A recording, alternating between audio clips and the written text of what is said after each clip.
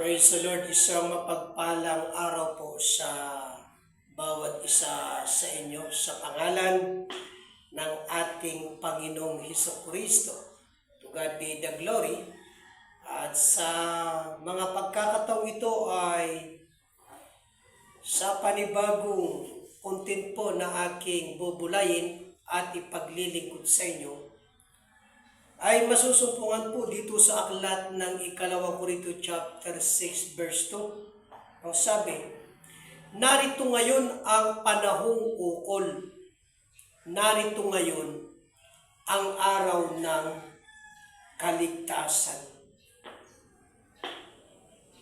Maliwanag na sinasabi ng salita ng Diyos na ang pagliligtas ng Diyos at ni Kristo, sabi, narito ngayon ang panahong ukol. Narito ngayon ang araw ng kaligtasan. Kaya ang pagliligtas, mga kaibigan, sa aming mga viewers, hindi po sa oras na ang tao ay mamatay. At lalong hindi po sa araw ng paghuhukom, kundi ang pagliligtas ng ating Panginoong Hesukristo. Sabi, ngayon, hindi bukas, hindi sa susunod na buwan, o next year, kundi sabi, today is the day of salvation. Praise the Lord.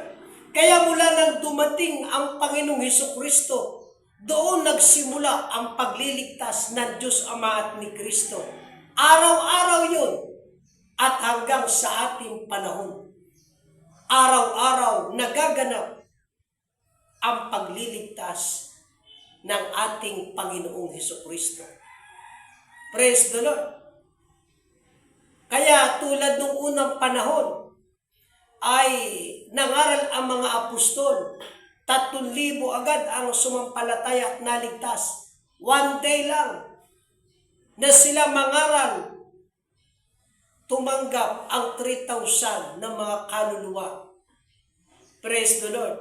Pero ngayon, sa ating panahon, lalong higit pang dakilang mga ginawa ng ating Panginoon. Bakit? Hindi lang 3,000, hindi lang 10,000. Libo-libo ang naliligtas sa Humphrey. Libo-libo, 100,000, 200,000. At itong Humphrey, this is the instrument of Jesus Christ upang ang pagliligtas ay lumaganap, dumating sa lahat ng mga bansa. Kaya maging sa social media ay marami ang naliligtas at nakakasampalataya. Praise the Lord. To God be the glory. Hallelujah. Kaya sabi ng salita ng Diyos, narito ngayon ang panahong ukol, narito ngayon ang araw ng pagliligtas. Paano nagaganap ang pagliligtas ng Diyos sa ating panahon?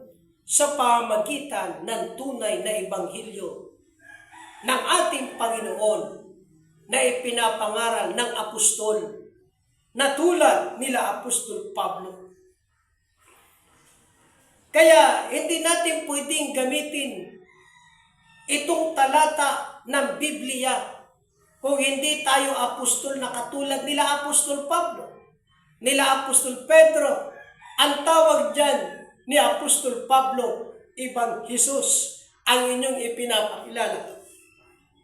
Dahil ang tunay na Jesus, ang tunay na Kristo, ay ang pangangaral ng ebanghelyo ng mga apostol na katulad ni Apostol Pablo, mga iniibig.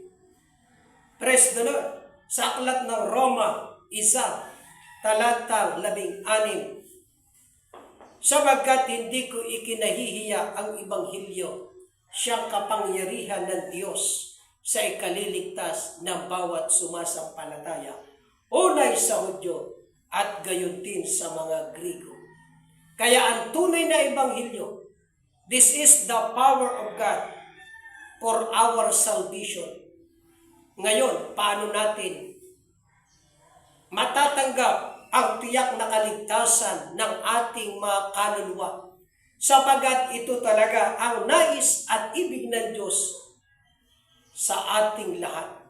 1 Timothy 2:4 sabi na siyang may ibig na ang lahat ng mga tao ay mga ligtas at mga kaalam ng katotohanan. Kung maaari kahit isa, walang mapahamak. Subalit mga kaibigan, meron talagang napapahamak. Kahit nga sa 12 apostol, meron pang napahamak at napunta sa impyerno, bunga ng kanilang pagsuway at pag-ibig sa salapi na siyang ipinagkanulo ni Judas, ang ating Panginoong Hesukristo. Kaya sa mga pagkakataong ito, the gospel preached to you. This is the power of God for our salvation. Believe Jesus Christ. Ang sumasampalataya at mabautismuhan ay maliligtas. Ang hindi sumasampalataya ay parurusahan. Purihin ang Panginoon. To God be the glory. Iwaksin natin ang kasalanan. Tanggapin natin ang Panginoon sa pamagitan ng tipan ng bautismo. Pag isinagawa natin yan na may pananampalataya, ngayon din, tatanggapin mo ang kaligtasan na mula sa Diyos. Sabi sa Romans 8 verse 1, wala na tayong kahatulan, wala na tayong kaparusahan sapagkat anak tayo ng Diyos. Sa action sa Ephesians chapter 2 verse 8 sabi, biyaya kayo'y nangaligtas sa pamagitan ng pananampalataya at ito'y hindi sa inyong sarili, kaloob ng Diyos. Kaya mga minamahal, mga kaibigan, gusto mo ba ang kaligtasan? Hindi mo ba ang tiyak ang iyong kaligtasan? Maaaring may paniniwala ka sa Diyos. Maaaring sumasampalataya ka kay Kristo, na si Kristo anak ng Diyos at tunay na Diyos na matay at muling nabuhay. Pero hanggat hindi ka magpasya na tanggapin ang Panginoon sa pamagitan ng Ebanghelyo ito, na dala ng kanyang mga sinugo, wala kang kaligtasan. So balit ngayon, if you accept Christ today, you are saved by the grace of the Lord. To God be the glory. At sa mensaheng ito, naway naging pagpapala po sa atin. Purihin ang Panginoon. To God be the glory.